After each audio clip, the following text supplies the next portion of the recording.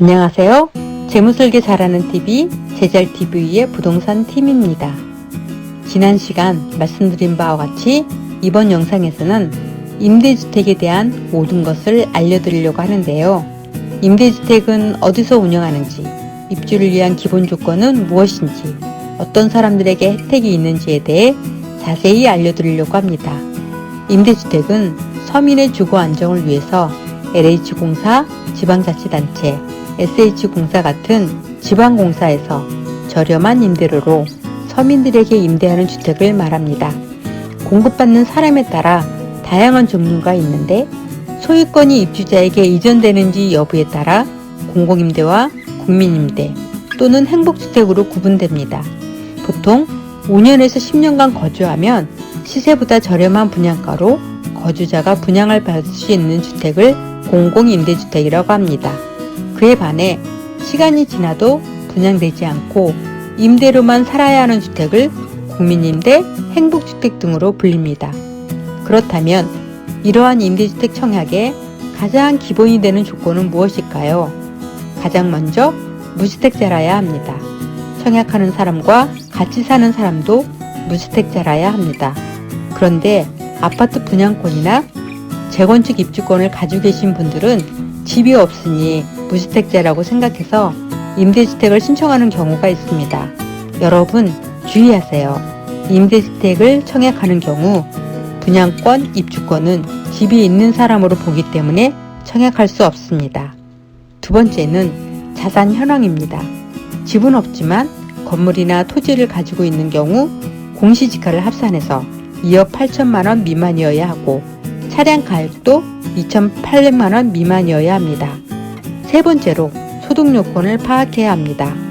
소득은 우선순위, 1순위, 2순위 등을 결정하기도 하지만 임대료 수준을 결정하는 기준이 되기도 합니다.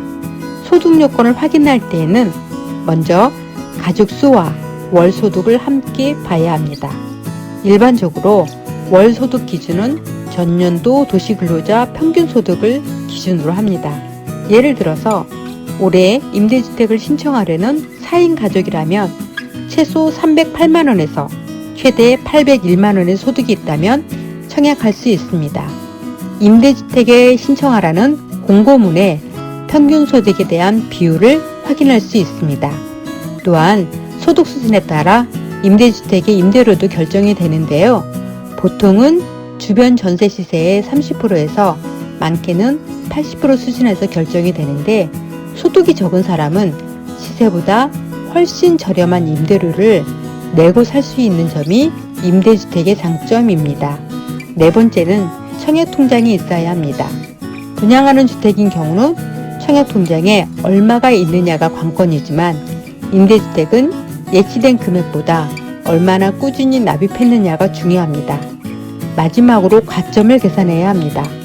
위의 조건이 맞아 청약했는데 청약한 인원이 모집할 인원보다 많은 경우에는 가점에 따라 당락이 결정됩니다. 가점 항목에는 무주택기간, 청약통장, 납입 횟수, 부양가족수 등을 따져봐서 당첨을 결정합니다. 지금까지 청약을 위한 조건을 설명했는데요. 만약 이런 조건을 따져서 청약하고 당첨되고 입주해서 살고 있는데 자녀가 생겨서 더 넓은 집이 필요하거나 혹은 직장을 옮기느라고 다른 지역으로 이사를 가고 싶다면 어떨까요? 좋은 혜택을 포기하기에는 좀 아쉽죠. 그런데 임대주택에 입주하고 3년 이상을 거주하면 다른 지역의 임대주택을 또 청약할 수 있습니다. 다음 방송에서는 실제로 다양한 임대주택에 청약해서 입주한 사례를 소개하려고 합니다. 아울러 청약을 위한 꿀팁도 알려드리니 많은 시청 바랍니다. 감사합니다.